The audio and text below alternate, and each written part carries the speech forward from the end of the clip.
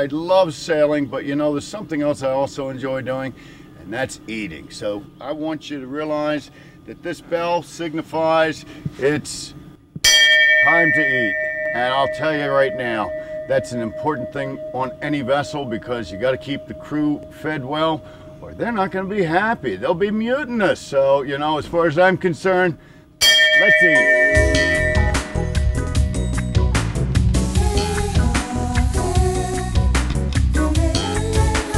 Thank you for joining me for another episode of Cooking Full Tilt with Captain Rick. We're currently sitting aboard Elf here on the upper Chesapeake Bay on the Sassafras River at Georgetown. We're going to take a little moment and talk about our cooking with crab meat. Today I've decided I want to cook some crab cakes. I enjoy crab cakes very much, and I like to improvise a little bit because since I bought the boat in 1971, I've been sailing quite a bit up and down the Chesapeake Bay, and I don't always have all the ingredients that a normal recipe calls for. So I've learned to improvise, as I think is a good way of looking at creating your own delectable meals. And today I've found that what I want to do is improvise instead of using breadcrumbs in the crab cakes, which many crab cakes call for breadcrumbs. I'm going to use Kellogg's cornflakes. Now, the Kellogg's cornflakes make a good substitute for the bread ingredient, and what I do is I take my cornflakes and I kind of crunch them down to about half the size of a grain of uncooked rice, and it gives, when they're cooked in the crab cakes, a little texture, a little interesting flavor, and it's something that I've found to enjoy. So we're going to get started here in just a moment with some really nice lump back fin crab meat that I've already set out to prepare for. And what I want to do is lead you through the step-by-step process of getting the crab cakes ready before we set them up to cook. Okay, so what I like to do is to start with lemon, and I'll use about half of a good-sized lemon, and I like to just squeeze it over top of the crab meat and let it just kind of meld. Okay, so one of the next things I like to do is to take a red pepper. I add red pepper to a lot of different things because it's a very flavorful pepper. It's not only just flavorful, but it adds a little color, a little texture, and I just take a little bit, and what I do, I take and really chop it very fine, and it works to be a little addition that a lot of people don't think about. So that, I guess, would be another substitution, but it's something that I enjoy. So we get it all kind of ready to go. Now cross-cut this way. And this is something I like to do, whether it's at dockside or out sitting on an anchor with the boat and that type of thing. But I'll take and add pretty finely chopped pepper. And that works to, like I say, give a little flavor, but also give the color and texture that I particularly like. Next, I'd like to take and add one of my other favorite ingredients. Old Bay is a spice that I particularly like, and my son absolutely loves it. And when he's home from college, he'll go through so much of this, it's like I have to buy things of this to put in his Christmas stocking to make him happy. So I don't overdo it with any of my spices or any of my items here, because it's just like anything else. Once you put it in, you can't take it out. So there's just a nice little blend here on top, and that's working to add just a little bit of spice, and the Old Bay is a really nice spice. Okay, one of the next things I do is add a little bit of Worcestershire sauce. Worcestershire is one of my favorite sauces in crab cakes, and you don't need to use a lot, but what I'll do is just kind of give it a few sprinkles, just a few little sprinkles, and that's about it.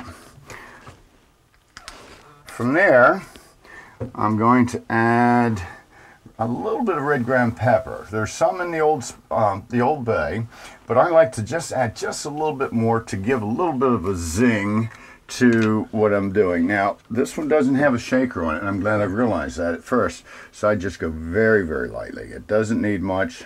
Sometimes that's enough. Like I say, you don't want to overdo it. And let's see if this one doesn't have a shaker either. And this is dried mustard. This is a must in crab cakes as far as I'm concerned. Although some people don't like mustard, and I have to ask them ahead of time. But again, just a little bit. You don't need a lot. So I'm just putting a little bit in, and you can see what we've got there. Okay.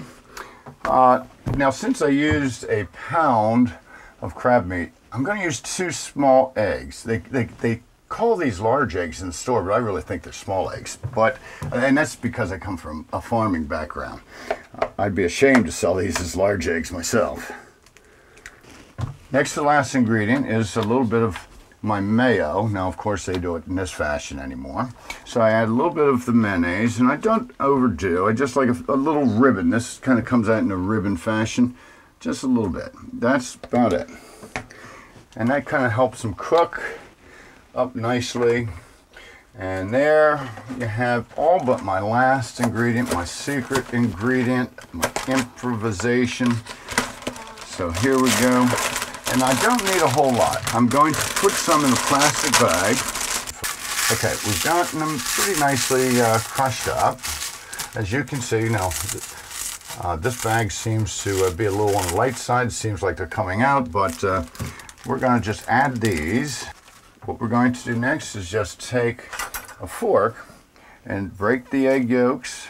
That's kind of the first thing. And I just very gently start to mix and just get all the ingredients kind of mixed thoroughly.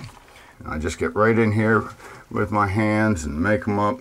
You can make them up all kinds of different ways. Here we have, you can see the crab lump, crab meat, and as far as I'm concerned, it's very, very good.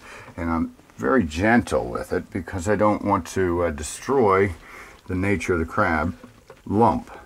One of the things I like to add right before I put the crab cakes on the stove is just a little bit of black pepper. I have several different black peppercorns, and I just add a few little bits. I don't like to do too much, although I must say I do like pepper a lot.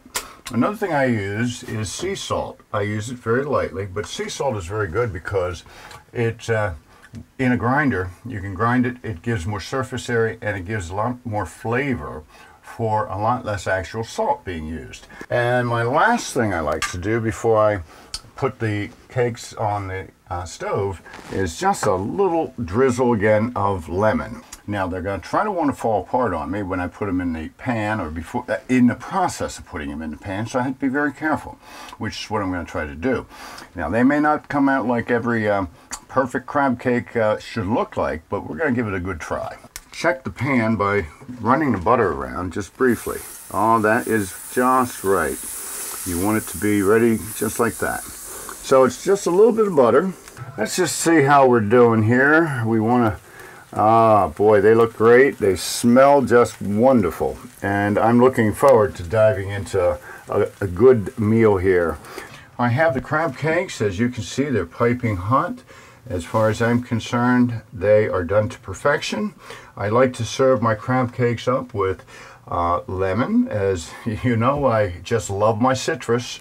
I make up potato salad ahead of time, and I like red skin potatoes. They make for a great potato salad, and they're a nice beefy potato. And as you can see, I like the plum tomatoes and the snow peas. I have color in the crab cake and texture in the crab cake, but I also like it all around the balance of the meal. There's nothing like a meal on a boat watching the sunset. I want you to check our website for the recipes. I want to challenge everyone to come aboard ELF and try to cook a good meal aboard. Also, you can go to WBSBN, Bay Sports Network, and see all the other episodes we've done. And you can check us all the time at cyrg.org. Thank you for joining me today.